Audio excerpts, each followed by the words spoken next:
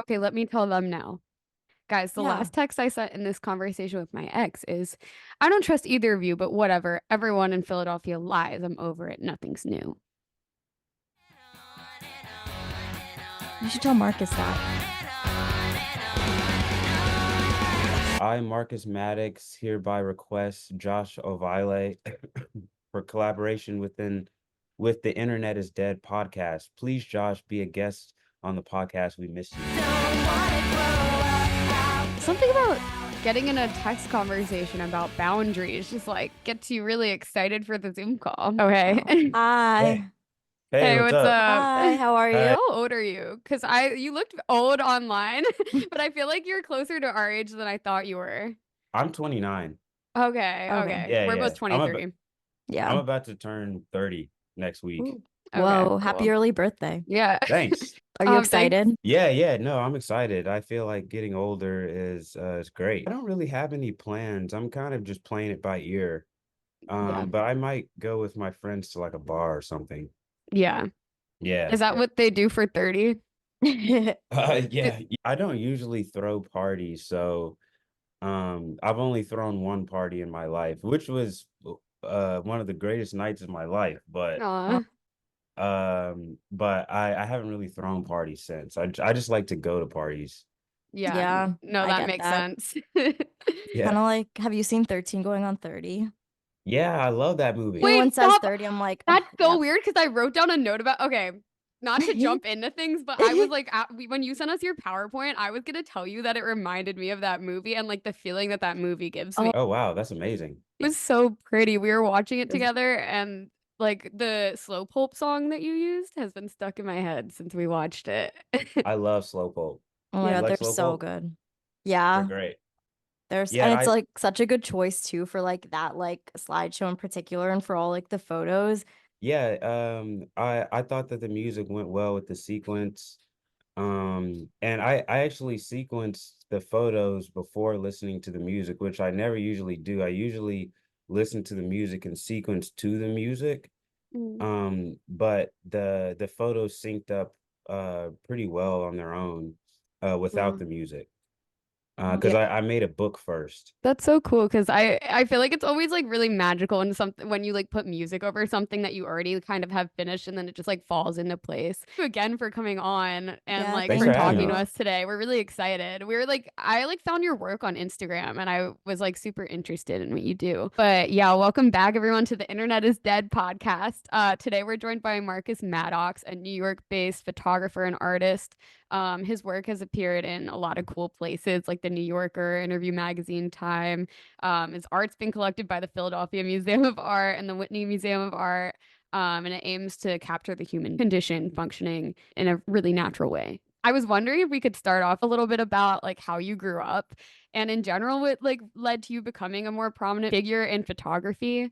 Um, because I was looking online and there didn't seem to be a lot about like your background kind of before like getting into the arts. Yeah. I grew up in Nashville, Tennessee, and I started taking photographs when I was a Boy Scout, actually. Oh, There's this little story on my website. It's called Origin Story, and it's Mhm. like it's it's a little story about how I first got into photography. I usually told people that I got into it through musicians in Nashville, which is partially true because I stopped taking photos for a while after I was 11 or 12 years old, and then there was this huge gap of time. And then I picked it back up again when I was 21. When I was in my early 20s, that was when I started becoming close with a lot of musicians, mm, and I could never play music myself. So for me to fit in, I would just take their picture. And the camera was my instrument in the way where I could express myself by taking their photos. So that's a little bit about how I got into it. When I was a Boy Scout, I was taking this photo class in my middle school. I went to an arts magnet middle school called IT Cresswell, and I took a photography class, and uh, our teacher just wanted us to go out and take photos. And so I had this little disposable camera, and I went on a camping trip with the Boy Scouts, and I was just taking photos of all my friends and like the adults, the teachers and things like that. And I have these prints. I have these 4x6 prints from that time, from around like 2006, 2007. And they're honestly surprisingly pretty good. They're like candid. I'm not getting anyone to pose. Mm. The compositions are pretty good, and like the light and everything. Like I was actually taken back when I found those at my mom's house a few summers ago. But those photos are on my website. Yeah, no, I Yeah. had like read like the origin story thing, but I was just like curious if there because I saw also that you like took photos in Nashville of like the music scene and stuff, which I also thought was really cool because that's kind of like we're very in our music scene in Philadelphia. So it's just like a cool like relatability. But I was just curious like what kind of led up to you becoming like professional and how you kind of went through and ended up like achieving like super big like milestones, like being like published in like the New York Times. Like that's so cool. Like Thanks. so yeah. Yeah, I feel like it was a slow build up to that. Um, and I still feel like a student, like I'm learning and I'm taking in things, and I feel like there's always room to be better. I kept working with musicians. I kept doing a lot of like band shoots, like press shoots. Um, I did random different jobs. Like I shot a cookbook once for Questlove.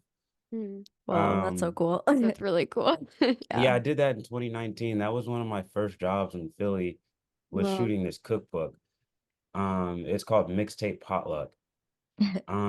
And I don't know what I really got from that except for going to different parties and like being able to sustain myself for a little while. Um, but I feel like a lot of the press stuff and the opportunities to get published came from just working on my personal work. I've hmm. never really tried to be a commercial photographer. Um, I think that it's important as a photographer and an artist to put forth your worldview in the most genuine way you can. Um, and that's all I've really tried to do is perfect my personal vision, and people respond to that, and I get brought in to do certain assignments. Some of the assignments don't really resonate with my personal work, but Hmm. then there are assignments like I'm doing a scene report soon for the cut, and they want me to take like music photos of like the audience at a festival. So that's something that's like up my alley. I don't really know how it all comes together. I just take the call when I can, and one thing leads to other things. Like, what do you feel like is the stuff that does resonate with you the most? Like that when you get like an opportunity, like what do you feel resonates with you in photography? I would say that anything that allows me to get intimacy, um, and to work with people, the crux of my work is the way people feel, and like I want it to be psychological on some level. I love friend groups and I love romance. Mhm. Hmm. Um, so that's what I try to get in my photography. I love like the genre of like Nan Golden confessional sort of photography where she's turning her life into art. I'm not really big into shooting products or doing like fashion campaigns that are like impersonal and kind of cold and about like surface level stuff. I think it's much more interesting to get into like people's lives and get into Hmm. people's personal lives. Because that's what I'm interested in looking at. I feel like also when you're capturing a person, they're doing like a lot of the work for you. Like you're almost just like the setup is like there and you just have to like do it right almost or like paint it the right way, which I think is like really cool about like capturing humans. Yeah, yeah. I love people's eyes. Hmm. Yeah. I feel like there's a lot of stories in people's eyes, and And I want to make pictures that make you wonder what's on the person's mind. Like looking at all of your work, like I feel like I don't resonate like super hard with like a lot of widely known like photographers, and your work really like resonated with me. I think probably because I'm very like interested in like humans, and I could definitely get that from you immediately that like you were just like telling a story of someone's life. I don't know, like you could feel like your perspective in it almost, which I think is a really cool thing, and like that's what like good art does. Oh, thank you. Thank you. I Yeah. appreciate it. I feel like a body of work, especially a personal body of work, is always pending and evolving, and it's never really finished. I feel like I haven't put as much out there as I could. And even my website right now is I need to fix it. I need to it's some parts of it aren't working properly, and I need to like fix the links, and like there's always so much work to do. Yeah. Yeah, I feel like it's just like an ongoing like thing all the time. Like it's never completely finished. Along kind of your journey and like building your work, um, have there been any specific moments where you've been like, oh, this moment is like really definitive to me and is changing the way that I'm making art or changing the way that I'm even viewing like my career in art? That moment actually came pretty recently with the project Hey Lover. It's a project that I approached with more simplicity than the other projects. Um, and I organized the photos in a way that I haven't before with my other photos. Because my other projects are pretty complicated in the way that people have to take them in. Like Pom Poms, for example, is a series that I've been working on since 2016. It's the longest thing that I've ever worked on, Pom Poms. Mm. But it's complicated for people to decipher because there's not a lot of books out there. There's only an edition of 15 of each volume. Um, so there's only 30 copies of it in the form that I like. And it's about underground music scenes in Nashville, Philadelphia, and New York. Mm.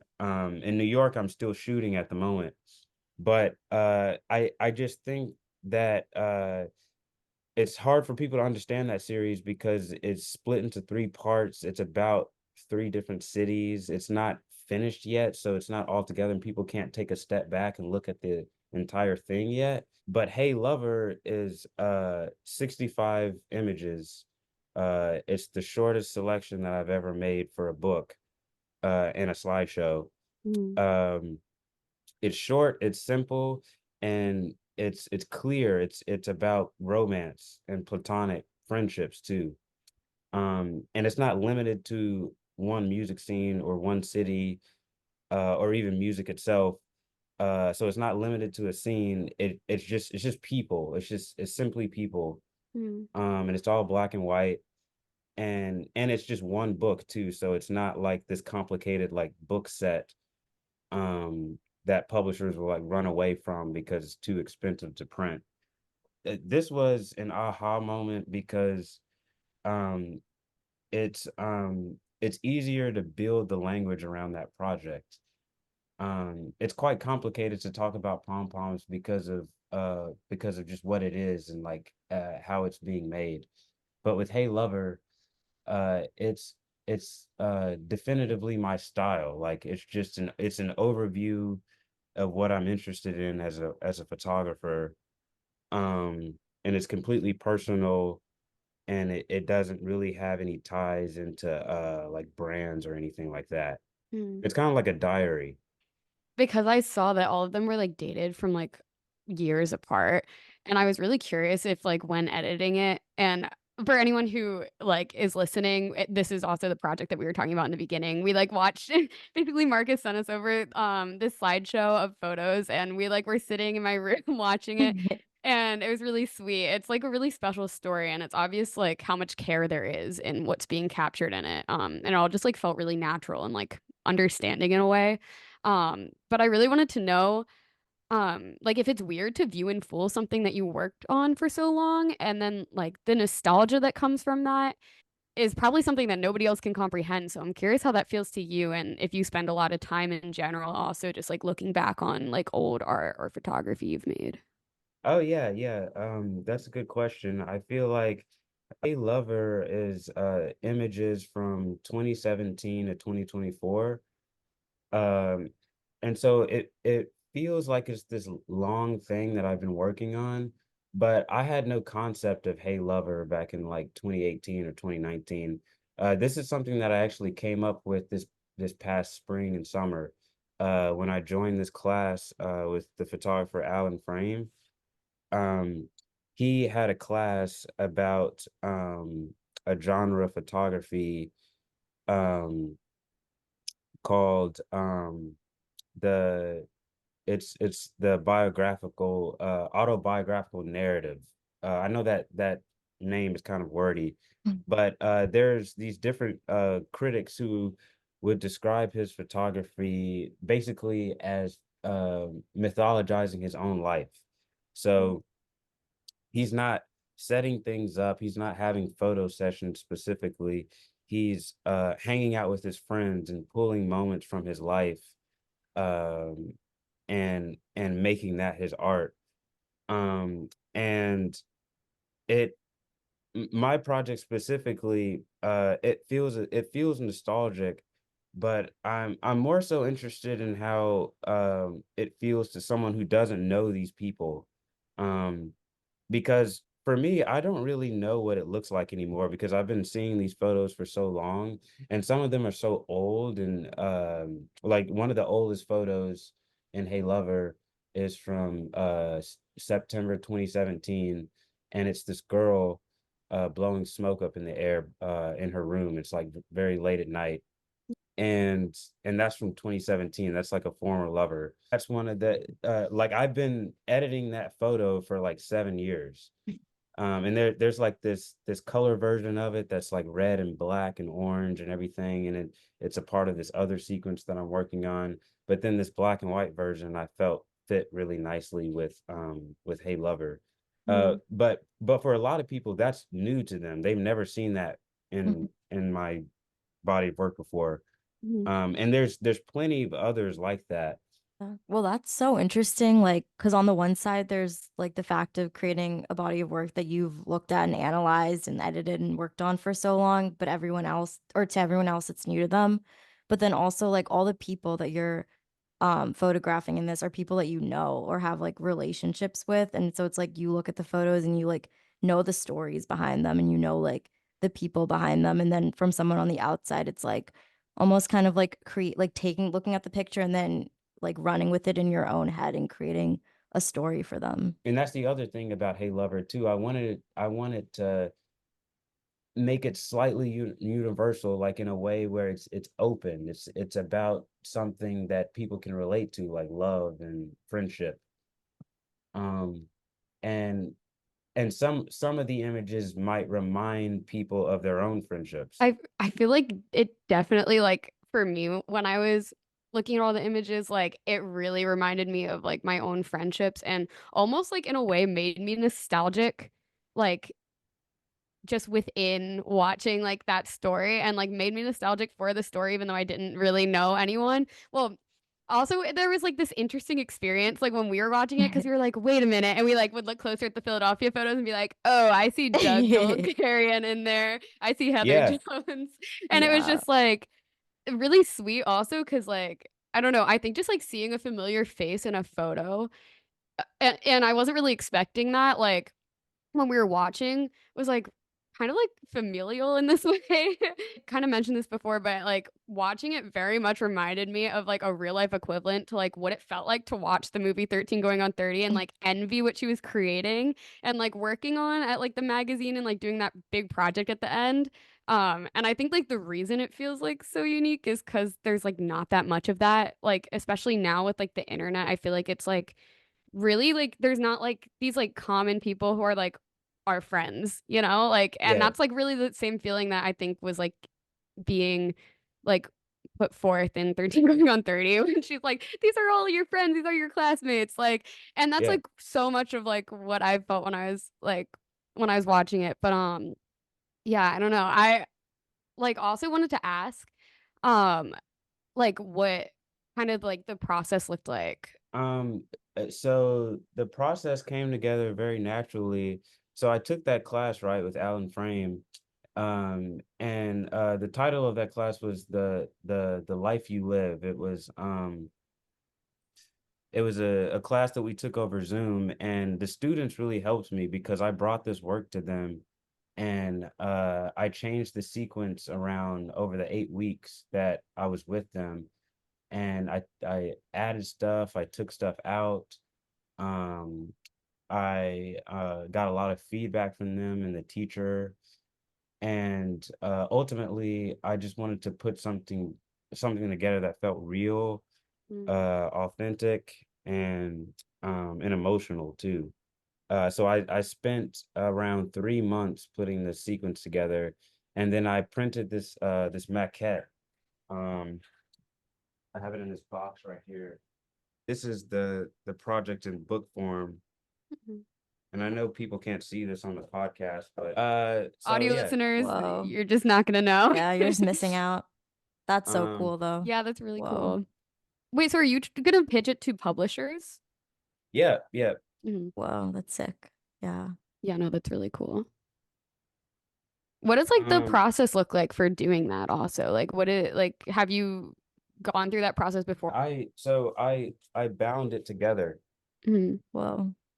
Whoa. It's kettle stitched together. That's so Um, cool. That's so cool. and these are 66 inkjet prints. And so I have a printer in my room. It's in my closet. So I I print in my closet. I don't know if you can see Oh, that. that's sick. Yeah. Yeah, that's a good Yeah. process. That's That's a funny. good setup. I like Yeah. it. I have to push my clothes out of the way, and then I make the inkjet prints in my closet. And then I have a scoring machine to make the book signatures.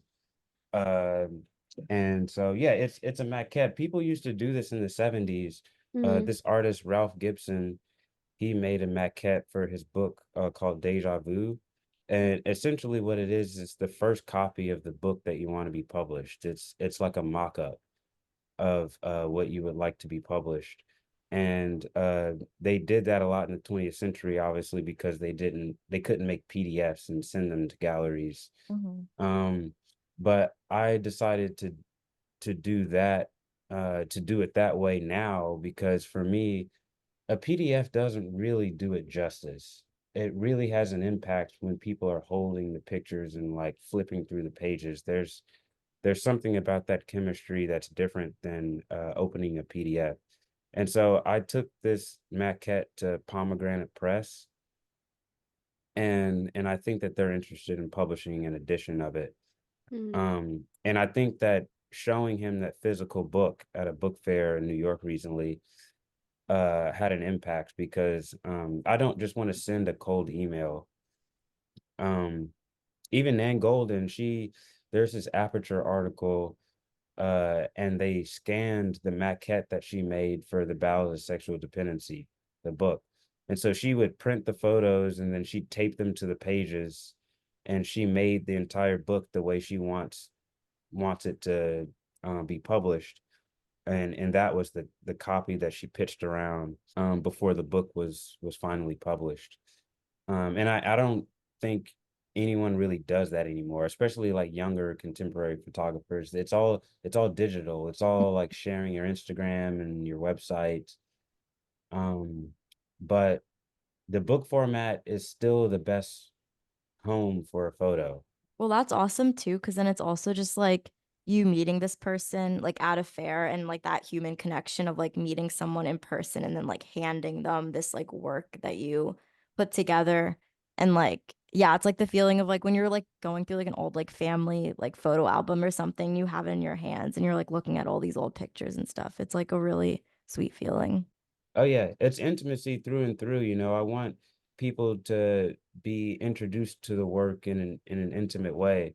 Mhm. Um, and physical touch is important to me for the photographs. Hmm. Um, I want people to know it as a book, and not an online thing. I feel like People often like now because of like the internet and like how accessible everything is, like a lot of the time do forget that that's even like a possibility to do. Go in person and like meet a human and like pitch something to them and like show them like, hey, this is like what I made. Because that's Yeah. like such a different experience. Oh, yeah.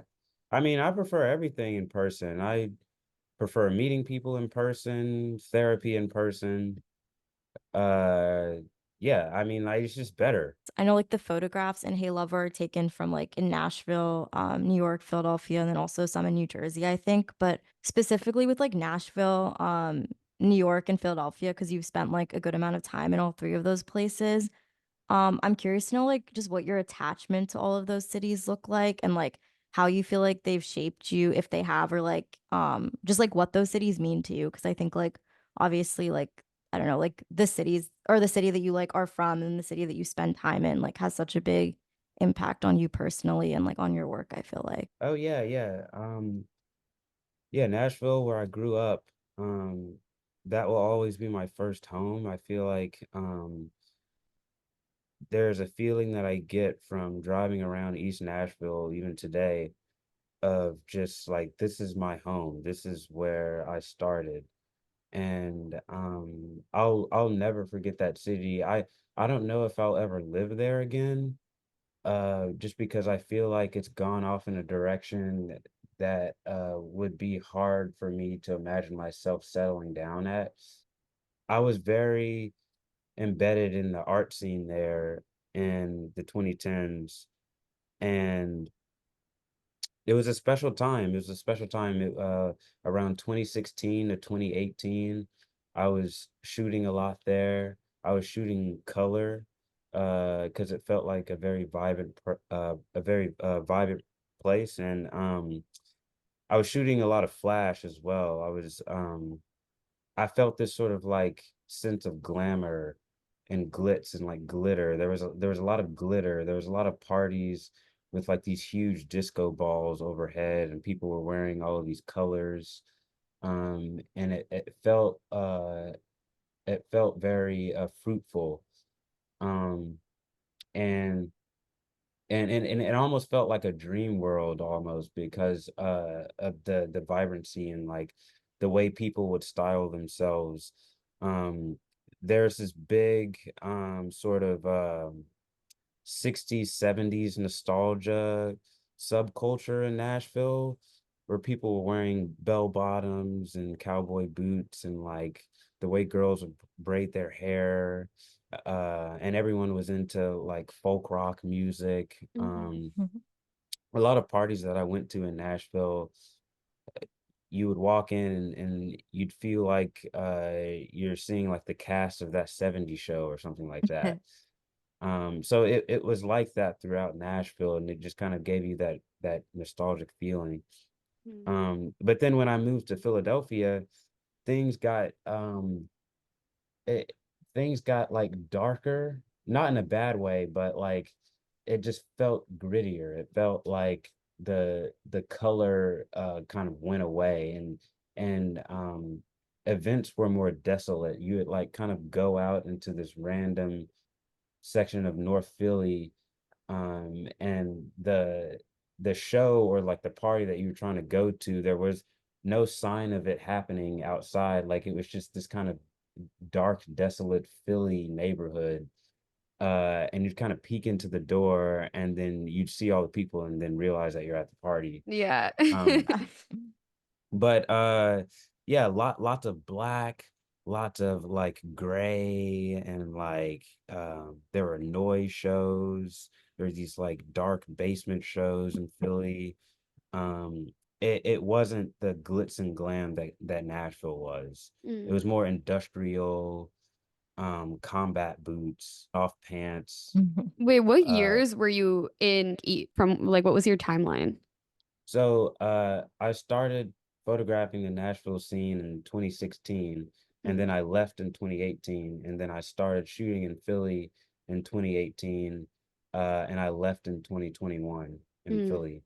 Um, so I spent about 3 years documenting the scene in Philly, and then I only spent a couple of years documenting the scene in Nashville, but I mean, I was around I went to MTSU in 2013, and we would go to shows in Nashville, but I wasn't like a photographer then, you know, I was still kind of Mm, trying to figure out who I wanted to be. Um, so I moved to New York in 2022, March 2022, and New York is interesting because I feel like it's a combination of everything that came before it. Like there's the sections of New York that are glitz and glam and very, you know, showy. But then it also has that realness too and the grittiness and of Philly. And it's just it's a combination of all these different sensibilities. And it was difficult at first because I wasn't sure what I was gonna get specifically out of New York. And it's very complicated. My archive for New York is much more vast and complicated than Mhm. Nashville and Philadelphia. Nashville was about like, I don't know, like uh 8 or 9,000 photos that I was sifting through. And then Philadelphia was like 11,000 photos, black and white photos. But now New York is like 28,000 photos. it's like interesting how you can like categorize like the places you've been based on like the photos that you've taken in each place. And kind of a side question, because I really want to hear also like more about New York. I didn't mean to like cut you off. Do you feel like you fall into the trap a lot of like, especially being a photographer? Because even just like, I feel like I'll go through my camera roll and I'll like categorize my life based on what's happened to me that I've documented. So I'm curious how that documentation affects your perception of where you've been. Because even like what you mentioned earlier of like editing the same photo for like 7 years, like that's like a really interesting thing. Yeah, yeah. I I definitely value timestamps a lot and like these different eras give meaning to life. And like I feel like the 2020s for the most part has been a New York era for me. Mm, Um and Philly, like the late 2010s and like the early 2020s, like I was kind of, Philly's like a bridge. I was kind of transitioning out of something and moving into something different. Mhm. And yeah, I have a highly organized archive, a highly organized digital archive. I can go through and find any photo from any time, um, because they're all dated. I have folders within folders, and I have this dated catalog. It really does. It kind of affects my memory of a place, mm, because in some ways it doesn't all blend together. Uh, like some years might seem to other people. Um, like some people might think that something happened in 2021, but it actually happened in 2019. Mhm. Um, and for me, since I have such a tightly organized archive, I remember years specifically. Like this is when that happened.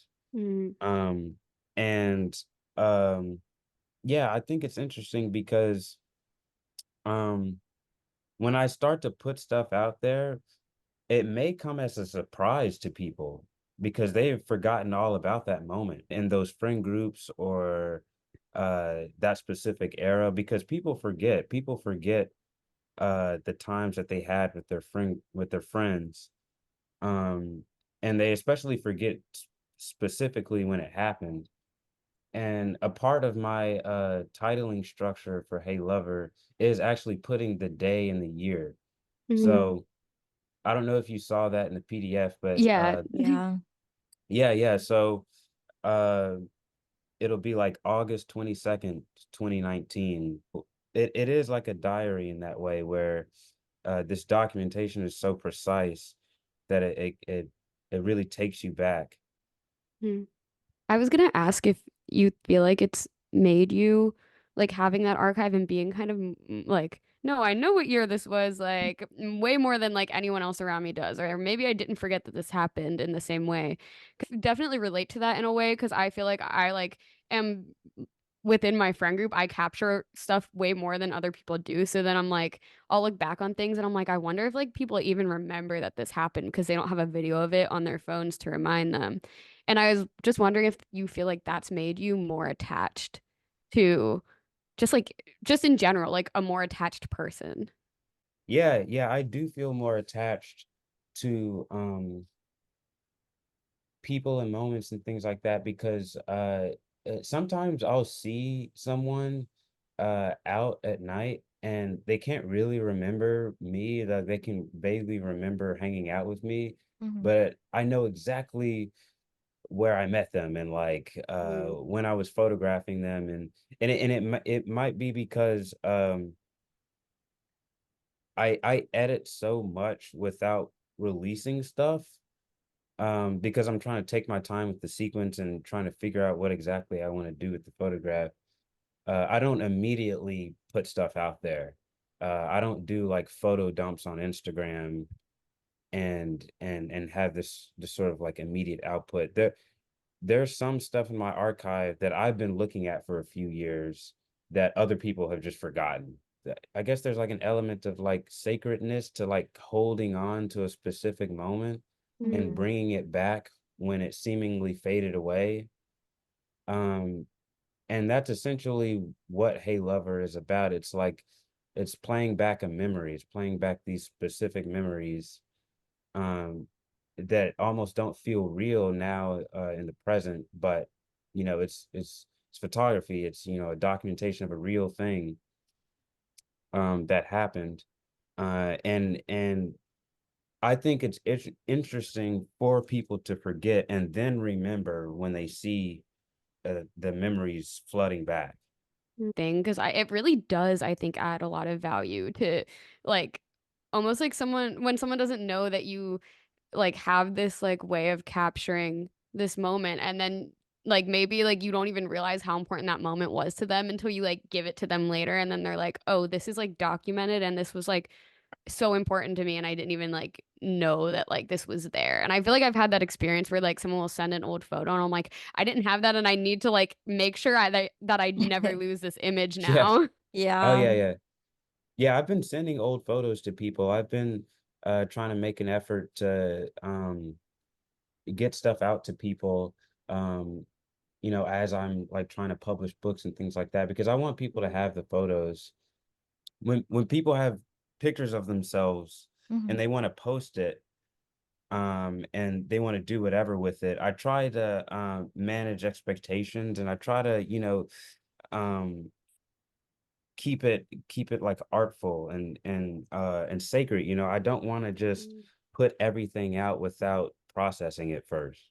It's so interesting how like something kind of loses its value if you share it immediately and or even just like I think posting online a little bit kind of makes something like lose its value a little because I don't know. I understand what you're saying about like it just being more sacred when you hold it. I think like the way like our perception of like just like a moment in time, I think is like super interesting, especially Oh with yeah. how that shifted around like the internet and it being so normal for everything to be captured. Captured Yeah. like as it's happening too, I feel like. Yeah. Oh yeah, yeah. Yeah, it's it's something that I've been grappling with over the years, the way in which I want to process my photos and publish them and get them out to the public. I've been trying to figure out the best way for the work to be seen, because ultimately I don't want to hide everything. I don't want to keep it all holed up. I want people to see the work and I want people to see everything. I want them to see the best of my work. Um, but I also don't want to cheaply distribute it online and sort of not take care of the presentation of the work, because I think the presentation is important for people to see it in a book or like a print or even like a slideshow. I think has much more of an impact than texting someone the photo Hmm. and then or even like people will see something on my computer and they want to like take a photo of my screen on the computer and then like send that screenshot to their friends. Mhm. And I don't want people to like I want people to have the photos of themselves and I want them to see themselves, but I don't want them to only have the screenshot of the photo on my laptop in a weird angle Yeah. that's kind of cut Yeah. off at the bottom.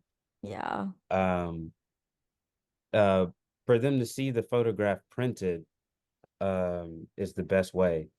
And Yeah. I'm even so I'm gonna screen Hey Lover at the Roxy Cinema. Oh, that's so Oh, that's cool. awesome. Yeah, I was gonna ask if you like had a plan for like presenting it to Yeah. people. Yeah, yeah. I'm gonna be in the Downtown Fest by Simone Films. It's this Mhm. New York Film Festival that's new, and they want to screen Hey Lover in October at the That's so Roxy. That's exciting. really Um, cool.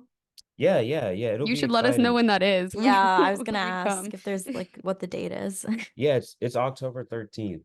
Okay. And so Write that down. that will be Sorry. yeah, that'll be an excellent way for people to see the work in the way that I want them to see it. Because at least for me, when I like look at like photos online on Instagram, and then, like unless like you are a photographer or like take pictures and you like know the amount of work that goes and like time and care that goes into each photo, if you're just looking at them online, I feel like it's hard to appreciate like the work that goes into it versus like even just like seeing it in like a slideshow format, which is still like online, but like just like as like in that presentation, it was like way more apparent, like almost like the amount of care and like energy that went into it, I feel like. And I felt like Mm, it like just translated way more where I could like feel like your like almost like your presence in it, which mm. like sounds really weird, but like it's a really like sweet thing, I think.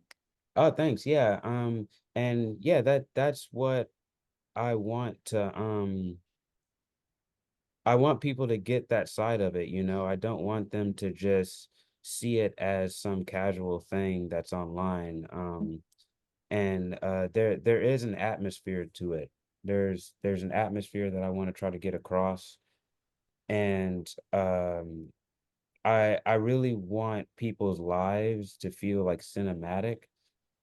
Because the thing with Hey Lover, like it starts off sweet, but it does get like kind of depressing towards the end. It gets like Mhm. there's like some melancholy there.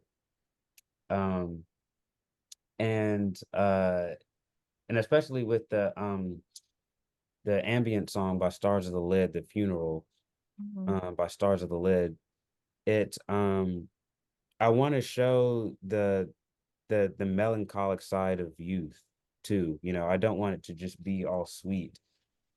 The way I think of it, I think it's me looking at situations that that I want for myself, but I feel like I sort of lack. Um, and there's a part of the sequence towards the end of Hey Lover where you see people and they're out, but they don't look very happy. They don't look like they're like having a good time hanging out. Like for example, there's a photo of my friend Kiki, and she's kind of clutching her combat boots, and she's like looking down and away. Mm. Um, and that's the point in the sequence where the smiling kind of fades away. There's half of the sequence is no smiling. Like the tone shift like halfway through Yeah. was really like I don't know. It kind of reminded me of like I feel like in a weird way I've been experiencing this feeling of like missing everything that's like also just like happened to me in my life. And like so I feel like I related to it on that level if that makes sense. Oh yeah, yeah, for Yeah. sure, for sure. Because I don't always have the best time going out and being like with friends and stuff like that. Mm. Yeah. Um, and I wanted to show that. I wanted to show that it's not young people, especially people in their 20s, it's not always a good time. It's not always having the best time of your life with your friends. There's times where it's really depressing and really hard and hard to exist. And I felt that throughout my 20s. So it was important for me to include that. You know, it's romantic. I want it to be romantic, but I think in a way that the telling of those hard times is romantic in a way to me, because it's showing that these moments, and I don't want to like glamorize depression or anything like that, Mhm. but I just want to like show these moments in the light that is both beautiful and dark, upsetting, but not in an ugly way. Like I don't want anyone to look bad ultimately, Mm. because there's subtle little moments of conflict in Hey Lover. Like there's a couple going off to argue after we get off of the train. Mhm. And there's people kind of looking away from each other, and you can kind of feel this tension and distance in between them, and like sort of friendships splintering apart. Um, and I needed that along with the euphoria. I needed that along with the blissfulness, because if it was a sweet thing, from end to end, that would be boring to me. Like, what you're describing is very similar to kind of what it evoked in me when I was watching it. Because at first it was, like, this feeling of, like, "Oh, like, this is, like, very inspiring, and these people are just, like, so happy with their friends, and, I want this." And then I was like, "Wait, but I do like, I have this. Like, I have, like, a friend group, and I have a community around me that I love, but, there are nights where I'll go out and I'll still feel, like, so alone or disconnected from them." And, that, tone shift halfway through, that kind of also shows that, I feel like. It's Oh also, yeah. like, interesting how like, I feel like when you're perceiving, like, someone else's photos online somewhere, you're like, "These people look so happy and I want this." Mhm. So, it's, like, an interesting thing because I think you presented it in a real way, you know? Yeah. It's, like, very much like the process that people almost, like, go through when they're, like, looking back on photos of people and, like, the Like, people the they thought love. process, yeah. Yeah. Yeah. Oh yeah. Mm, Yeah. Yeah, it's super important to me to show that loneliness and unhappiness. mm, Um, I have felt, there's been moments in my 20s where I felt crushingly alone. Mhm. Um, and to me, if the work is going to be about my life, that has to be in it. That has to be expressed in some way. it even And feels the like watching someone else, you know? Mhm. yeah, yeah, yeah. Yeah. Yeah, and I feel like art, you don't have to set out to make people feel comfortable and safe. It would be very boring to me if I just showed people having a good time and just pretended that the other stuff didn't happen. I think that Hey Lover is a time capsule of my 20s and my past relationships and just like the things that I've been through.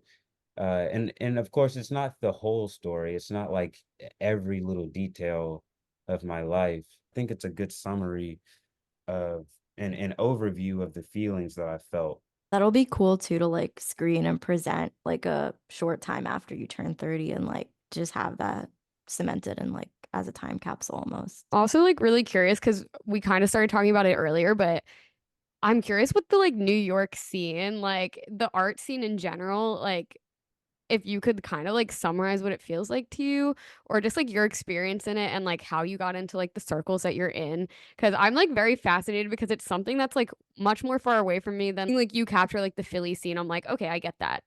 I get it. Yeah. I, like, Yeah, understand it." But I'm, like, super curious about New York because it feels so much farther away from me. yeah, New York is interesting. It's it's a lot of things. I feel like it's never just one thing. So many people have different opinions about the New York scene and like what it is, and like people like to joke about it, people like to mock it. People like to talk about Dime Square and like what that is. Yeah. Um, and I always laugh when I hear, that term, because it's so triggering for some people to hear that. It's like it's so like Dime Square. It's like people are like trying to be really cool and stuff like that. Uh, and then there's those people that kind of like I wouldn't say that they take it seriously, but they like, they believe that it's a thing. Mhm. And I just think that uh, people make up stories about New York um that aren't necessarily true.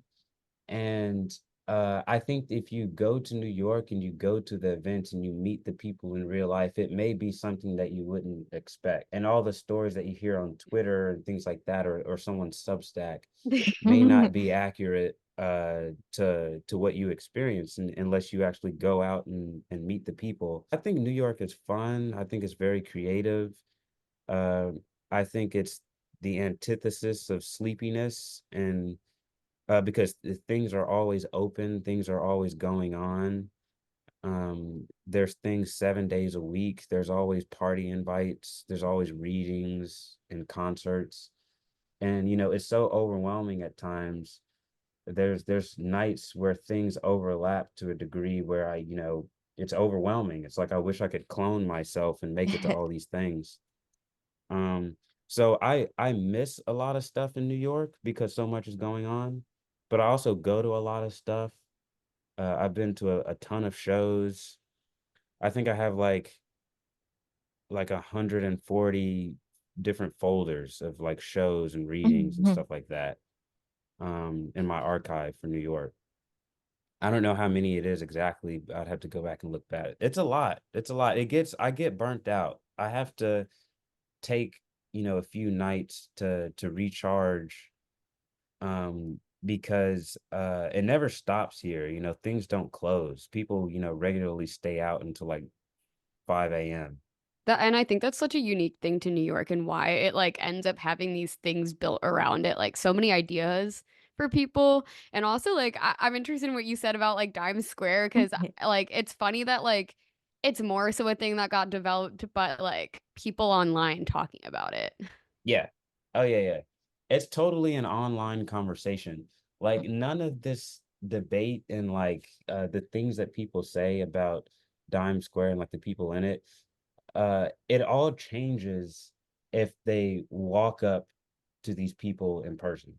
Mm, Um, because what people say online and who they are online is completely different sometimes to the people that they are in real life. Mhm. Um, and I would say like if anyone,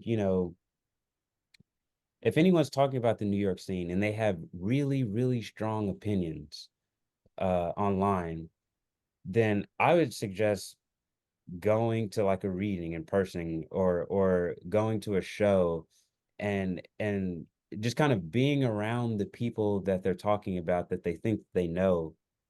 And I think their perspective would change a little bit. mm, Because there's people out there, that are a lot nicer than what they think, and inclusive too. I've never felt the thing about New York since I've been here, it's never really felt gatekeepy.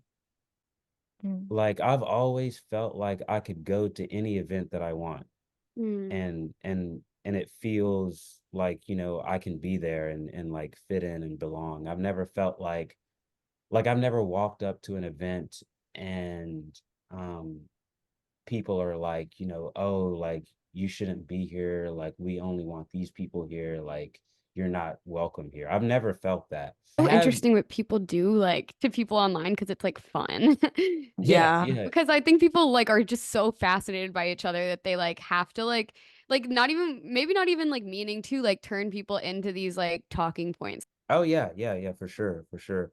I try to, I try to keep my interactions to in person. I don't really I'm not very opinionated online. I kind of just like see stuff and I see events and I see discussions and like I read some of the substacks, but I never really invest in like the online discussion of a scene because I feel like it can be a slippery slope. I feel like Mm, um getting into heated discussions about what's going on in the New York scene online is it's so it's so there's a lot of misunderstandings and I just try to meet people where they're at in person and yeah, New York is fine. It's fun. It's cool. It's like Uh, people party a lot here. And I think there's a lot of smart, creative people here. People who care about the craft more than what you would think. There definitely are those characters.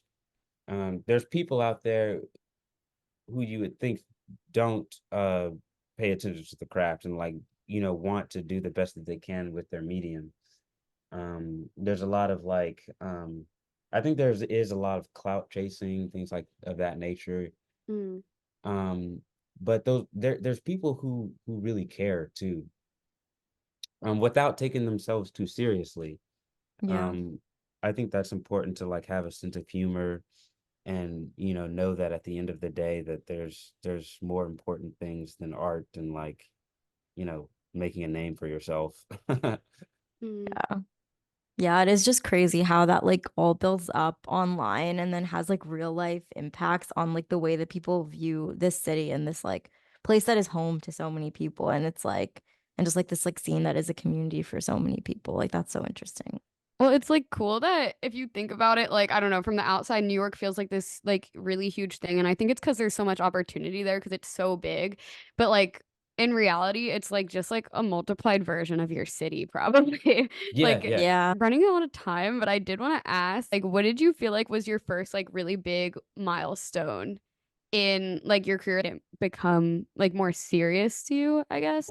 Whenever I can like finish a book and self-publish a book, that's always really great to me. Um because I want to be an executor. I want to finish things. I don't want things to just kind of linger and sit. Mhm. Uh so when I finally finished making Pom Poms 1 and 2 and put that out into the world, that felt really big to me because I felt like that was like a lot of years in the making. Getting the artist lifetime pass from the Whitney was pretty cool because they got a print from me and some other artists in 2020. And that situation was pretty complicated because it was 2020, the protests were going on. Mm, People they had donated prints for like a fundraiser to raise money for a bail fund in Philadelphia. mm, Um, and there were all these artists who donated this work, and we were selling the work for very cheap. There were prints for like $300. But what we didn't know was that museums were getting these prints too. It wasn't just regular people. mm, And so it turned into this whole controversy where the Whitney reached out to a bunch of artists and they said, "We have your work and we want to do an exhibition, and we want to." They wanted to do an exhibition on the third floor with all of the like ephemera, the work from these fundraisers. mm, And a lot of people were upset about it because they knew that the Whitney has like a large acquisition budget, Mhm. and they wanted the work to be treated like like fine art. You want yeah. to be, you know, legitimately collected by the museum in the way that they do it for other Mhm. artists and not, picking up this work from these little like Instagram sales. Yeah. Mhm. Well, it's So wild that museums participate in that. Like, Yeah. yeah, yeah. A lot of people felt taken advantage of. But honestly, in my personal opinion, like I thought like, I was like, yeah, like show the work. I mean, this is sick. I would give it to you for free. yeah. Yeah. Uh I mean, not a lot of people can say that they have their work in a museum, so that's really Yeah. cool. Like, congrats about that. Thanks. Yeah, yeah. Yeah. It's not like in like the permanent collection or anything like that.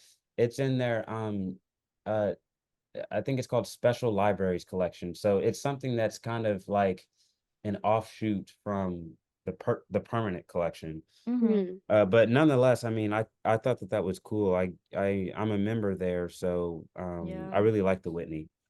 No, that's still yeah. really awesome, especially like you said, like being a member there and just like liking the museum and then having like your work in it. Like that's such a cool like transition and cool milestone to achieve. we're kind of out of time, but thank you so much Yeah. coming Thank on, you. It and was thank so you so cool much for talking like to you. sharing your work with us. Like that isn't really even like out yet. I know it's still kind of you're working on it and like getting it published and stuff. So that was like really cool to see in full. It was also just really inspiring to like talk to you and also just like watch the slideshow. And like I feel like I walked away from it and I had like a fuzzy like feeling in like my Yeah. like brain. Thank you. I really appreciate that. Just have one last thing. We have all of Yeah. our guests say a thing at the end. We're trying to get this YouTube guy on as a bit because it's like, oh, we're an internet podcast. Let's get this YouTube guy on. Like a Viner, YouTuber, dude, internet guy, but we'll send like the thing in the chat. It's like, We're yeah. just having every guest we have do it, and it's like the most annoying thing ever. Oh, okay. Oh, Yeah. okay. So I, Marcus Maddox, hereby request Josh Ovalle for collaboration with the Internet is Dead podcast. Please, Josh, be a guest on the podcast. We miss you. Thank you. Thank Appreciate you. it. Yeah. Yeah. We Appreciate need it all so the help we much. can get. I hope it works. Yeah, Doug Um, was actually hesitant to do Doug it. was iffy. He was like, I Yeah. don't know this guy. He was the Yeah, only yeah. person that was hesitant to do Yeah. it. Oh yeah, yeah. I love his band. I love Yeah, Doug's he's band. Yeah. great.